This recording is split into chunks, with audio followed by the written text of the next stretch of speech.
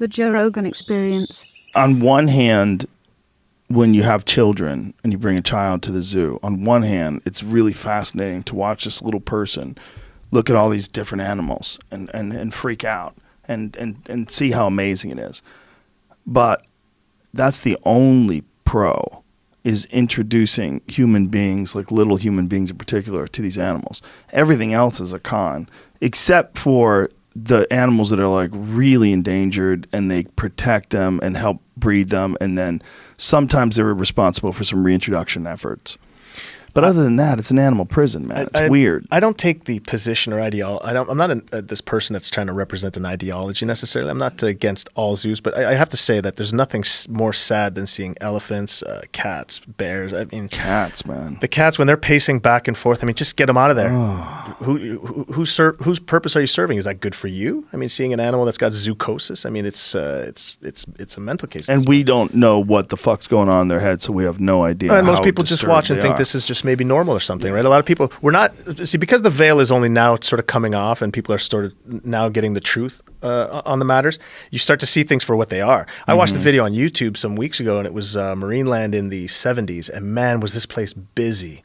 And the people were just, I mean, they were climbing over each other to be next to the pool. I've never seen anything like it. I worked there 12 years. I'd never seen the amount of people that this thing had. And when you looked in the pool, there's a bull orca he spans the literal length of the pool that he's in on the side with his dorsal fin over, and he's literally staring at the wall, not moving. And then you got two other massive orcas that are in this pool, like maybe 5 times the size of this room kind of thing. And the people are celebrating like it's, and the video has like this sort of quirky music, and it's kind of funny and fun. And I'm watching this going, what a disconnect of time. Like where you're looking at exactly what you see today in terms of the animals and the conditions that they're in. And yet here, these people, knowing nothing about it, just in the awe, the beauty, the majesty of these animals, the majestic nature of these animals, and yet we couldn't see for ourselves whatsoever how abusive and gross this was.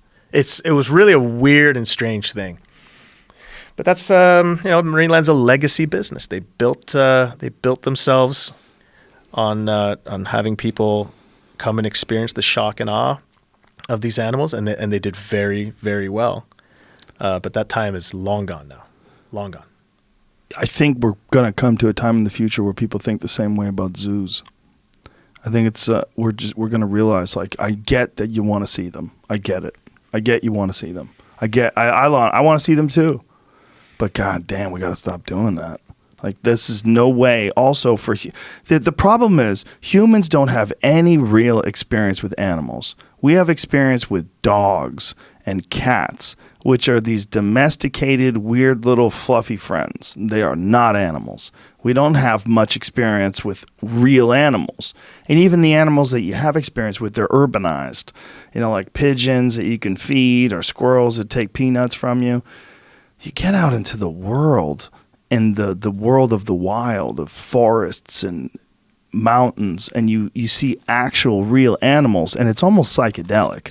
There's like a weird like paradigm shift that goes through when you see a wild animal in the actual wild, like, oh, this is where it's supposed to be. It kind of feels weird because you're in their world. You immediately adapt, because now you're like, oh, what? Because that the series of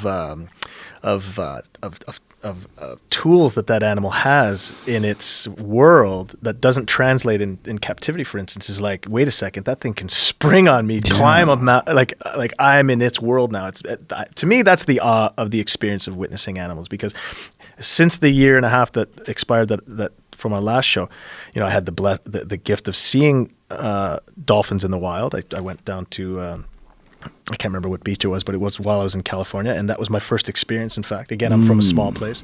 And then this year I was able to go to Washington State and see orcas in the wild. Now, I've jumped off orcas' rostrums into the air so high that you're looking down into a Dixie cup to land. I mean, that's pretty awesome. But there's nothing like having seen a fucking bull orca with an 8-foot mass on his back swimming next to his mother and all the... my heart sunk into my stomach. I'd never seen anything more majestic. Wow. Yeah.